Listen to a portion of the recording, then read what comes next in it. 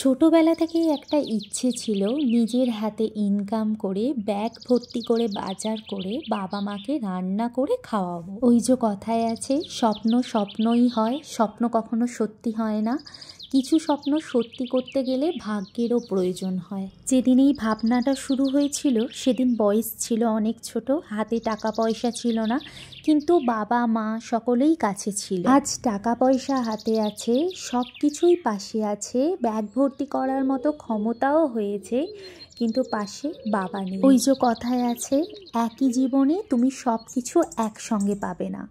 কখনো সুখ পাবে, কখনো দুঃখ পাবে, কখনো তোমার চাওয়া জিনিস পূর্ণ হবে, কখনো আবার নাও হতে পারে। শুভ সকাল, welcome back to our channel. কেমন আছো তোমরা? আশা করি ভালো আছো, আর আমিও ভালো আছি। আমার নতুন আরও একটি ভিডিওতে তোমাদের সবাইকে জানাই অনেক অনেক স্বাগত। অগোছালো মেয়েটাও পরিপাটি করে সংসার করতে শিখেছে। আস্তে আস্তে সংসারের সব মর্মটা বুঝছি, আস্তে আস্তে সংসারের সমস্ত ধাপ বুঝছি, সংসারের প্রত্যেকটা মানুষের মনও বুঝছি। আজকে আমি নিজের হাতে করে মাছ বাছবো। এতদিন সবাইকে মাছ বাছতে দেখেছি, কিন্তু নিজের মনে মনে কখনো ইচ্ছে হতো একা হাতে মাছ বাছতে, কিন্তু কখনো সাহস হয়ে ওঠেনি। আজ আমি সেই সাহসটা করে ফেলেছি। মাছ বাজার থেকে অনেক ধরনের মাছ এনেছি, পাঙস মাছ, বাটা মাছ, খয়রা মাছ, রুই মাছ, আর নিয়ে এসেছি সঙ্গে সিলভার কাপ। সব কিছু ছেড়ে সব থেকে বেশি যেটা খেতে পছন্দ করি সেটা হচ্ছে মাছ। আমি তো আগে প্রায় 3-4 বেলা মাছই খেতাম। মাছ দিয়ে মুড়ি, মাছ দিয়ে রুটি, মাছ দিয়ে ভাত, যেটাই দেবে আমি সেটাই খেতাম। আজ বেছে ফ্রিজের মধ্যে রেখে এখন এসেছি বিছানা গোছাতে। কোনো কাজ আমি ঠিকমতো করতে পারিনি। একদিন মাথার ভেতর যে কী হয়, কোনখান থেকে শুরু করব আর কোনখানে গিয়ে শেষ করব, আমি কিছু ভেবে উঠতেই পারি না। আসলে কেন এমন হয় বলো? এখন ঘড়ির কাঁটায় কটা বাজে জানো? প্রায় 12টার মতো বেজে গেছে, আর এখন আমি বসেছি চা খেতে। আমার এই খাওয়া দাওয়ার রুটিনটা শুধু ওলটপালট হয়ে যায়। ওই জন্য মা মাঝে মাঝে আমাকে অনেক বকা দেয়, আর অনেকবার করে বলে টাইমে টাইমে খেতে পারিস না। যদিও বাবাও বলে মাঝে মাঝে টাইমে টাইমে খেতে, কিন্তু আমারই খাওয়া হয়ে ওঠে। চাটা খেয়ে আগে বসিয়ে দিয়েছি রান্নাটা। এমনিতেই ঘড়ির কাঁটায় অনেক বেজে গেছে, আজকে তো খেতে খেতে আমার 3টে সাড়ে 3টের মতো বাজবে। আর এখন আমি রান্না করতে বসিয়েছি শাক। লাল শাক খেতে আমার প্রচণ্ড ভালো লাগে। লাল শাক বেশি করে পেঁয়াজ দিয়ে রসুন দিয়ে ভাজা খেতে এত ভালো লাগে। আজ আমি অনেক কিছু রান্না করব, তাই অনেকটা লেট হবে, তাই তাড়াতাড়ি করে রান্না করছিলাম। কিন্তু আমি তাড়াতাড়ি করে রান্না করলে কি গ্যাস আর তাড়াতাড়ি সার্ভিস দেবে বলো? সত্যি কথা বলতে কি, দেশ সামলানোর থেকেও সংসার সামলানোটা হচ্ছে অনেক কঠিন কাজ।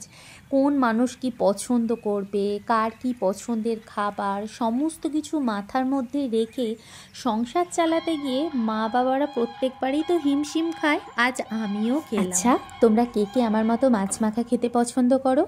এই মাছ মাখাটা দেখে তোমাদের নিশ্চয়ই মনে হচ্ছে একটু পান্তা ভাত হলে ভালো হতো। অবশ্য আমারও মনে হচ্ছিল, কিন্তু পান্তা ভাত আবার আমি কোথায় পাবো বলো তো? তাই পেঁয়াজ দিয়ে লঙ্কা দিয়ে ভালো করে মেখে গরম ভাতের সাথে আজকে আমি মাছ মাখা খাবো।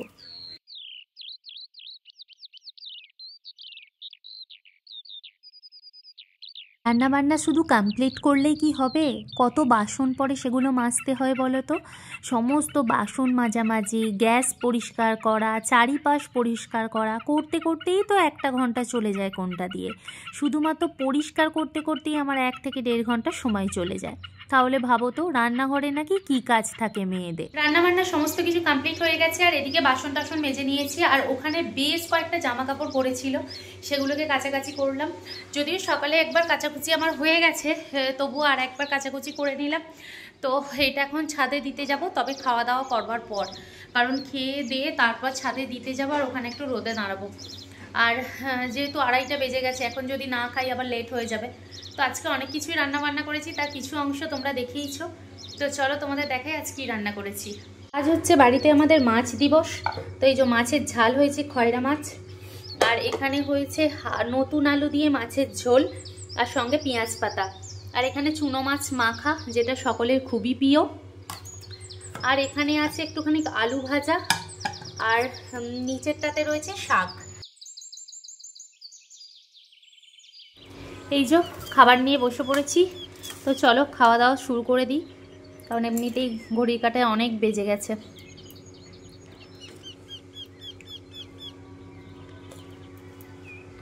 খাওয়া দাওয়া করা কমপ্লিট হয়ে গেছে, আর এখন এসেছি একবার ছাদেতে একটু হাঁটবো বলে। তো এখন ঘড়ির কাঁটায় 3:30-এর মতো বেজে গেছে, রোদ প্রায় চলে গেছে, কিন্তু তবুও একটু ভাবলাম হাঁটি ওপরটাতে হাঁটলে মনটা বেশ ভালো লাগে। ঘরের মধ্যে তো সবসময় থাকি, আর রোদটাও পাওয়া যাবে, আর ভাত খাওয়ার পরে শীতকালে তো একটু ঠান্ডা ঠান্ডা মতো লাগে, তো আমারও একটু ঠান্ডা ঠান্ডা মতো লাগছে। তাছাড়াও জামা কাপড় কিছু ছিল, সেগুলো কাচাকুচি করলাম, তো সেগুলোই শুকনো করতে দিতে এলাম। আর ভাবলাম ছাদে একটু ঘুরে তারপর যাই, গিয়ে শুয়ে যাব, তারপর সন্ধ্যেবেলা উঠে যেমন হাঁটতে যাই সেরকম হাঁটতে যাব। তো এত পরিমাণ বাইরে ঠান্ডা, ধারণার বাইরে। পুরুলিয়াতে ঠান্ডার পরিমাণ একটু বেশি, সবসময়ই বেশি। তো এখন এই ঠান্ডাটা এমন টাইপের যেন মনে হয় কাশ্মীরের যে বরফ গলা জলের যে হাওয়াটা আসে, ঠিক মনে হয় সেই রকম টাইপের হাওয়াটা আসছে। তো যাই হোক, চলো একটু হাঁটাহাঁটি করে নিই, পরে তোমাদের সাথে আবারও কথা হবে। আজকের রাতের ডিনারেতে আমার খুব রুটি খেতে ইচ্ছে করছিল, সেজন্য রুটি বানিয়েছি। সঙ্গে রয়েছে মিষ্টি, সিমাই, আর সঙ্গে আছে মাছের তরকারি। এখানে অনেক রুটি আছে, কিন্তু আমি 2টো রুটি খেয়েছিলাম, আর 2টো রুটি রেখে দিয়েছিলাম কালকে সকালের জন্য। আজ আমি তোমাদেরকে আমাদের বাড়ির ছোট্ট সদস্যর সাথে আলাপ করিয়ে দেব। এই হচ্ছে আমাদের ছোট্ট পুচকি, আমার বোনের মেয়ে। যেমন দুষ্টু তেমন মিষ্টি। সারা দিন ধরে ঘুমায়, আর সারা রাত ধরে বাড়ির সকলকে গার্ড দেয়। এত দুষ্টু হয়েছে ও, সারা দিন ধরে ঘুমোতে থাকবে, আর রাত্রিবেলা শুধুই জেগে জেগে খেলতে থাকে। আর এখানে আমার বোন কী করেছে, যে বাচ্চারা কান্নার ভিডিও হয় সেটা আর কি ও ভিডিও চালিয়েছে, আর সেটা শুনে আমার বোনের মেয়ে কি কান্না করছে, ও ভাবছে ওরই মতো কেউ বোধহয় কান্নাকাটি করছে। তো সেটা শুনে ও কান্নাকাটি করছে। যেমন দুষ্টু তেমন মিষ্টি হয়েছে, আর কিন্তু আমার কপালে এখনও একবারও ওকে দেখা হলো না, ওর জন্য ভীষণ মন কেমন করে। খাওয়া দাওয়া কমপ্লিট করা হয়ে গেছে, এখন এসে গেছি শুতে। তো আজকে আমি লাইট জেলেই শোবো, কারণ এত পরিমাণ আমার রাত্রেবেলা ভয় করে, তো সেই জন্য ভাবলাম আজকে লাইটটা জেলে শোবো। আর কালকে আমি এত বাজে একটা স্বপ্ন দেখেছি, তো স্বপ্নটার জন্য আমার আরও বেশি ভয় করছে, তো সেই জন্য ভাবলাম লাইটটা জেলে শোবো। আর কালকে স্বপ্ন দেখে আমি পুরো এই যে পাল্টি খেয়ে এই বিছানা থেকে একদম নিচে চলে গেছি, আর পড়ে গিয়ে এত পরিমাণ জোরে লেগেছে রাত্রিবেলা, তো ঘুমিয়েও ওখান থেকে কাঁদতে কাঁদতে উপরে উঠে এসেছি। এরকম যদিও ছোটোবেলায় আমার সঙ্গে অনেক হতো, কিন্তু বিয়ের পরেই প্রথম এমন হলো যে পড়ে গেলাম। তোমাদের দাদাভাই থাকলে কি হয়, ও এই ধারের সাইডে শোয়, কারণ ও জানে যদি আমি পাল্টি মেরে পড়ে যাই তো ভয়ে, ওই জন্য ও আমাকে এদিকটা শুতে দেয় না, এই দেয়ালের সাইডটাতে শুতে দেয়। আর কালকের দিনে কি হয়েছিল, আমি এইদিকে শুয়ে একটা ভূতের সিনেমা দেখছিলাম, তো দেখতে দেখতেই একদম নিচে গেছি পাল্টি খেয়ে। তো এইভাবে পড়তে পড়তেই পুরো একদম এতটা বড় হয়ে গেছি, এবার মনে হয় পড়তে পড়তে বুড়োও হয়ে যাব। তো যাই হোক বন্ধুরা, আজকের ব্লগটা তোমাদের কেমন লাগলো অবশ্যই কমেন্ট বক্সে জানিও। সবাই পাশে থেকো এবং সাথে থেকো, ভিডিওটি দেখার আগে একটা লাইক করে দিও, আর তোমাদের মূল্যবান মতামত জানাতে অবশ্যই কমেন্ট বক্সে কমেন্ট করো। ভালো থেকো, সুস্থ থেকো, আবার দেখা হবে নতুন একটি ভিডিওর সাথে।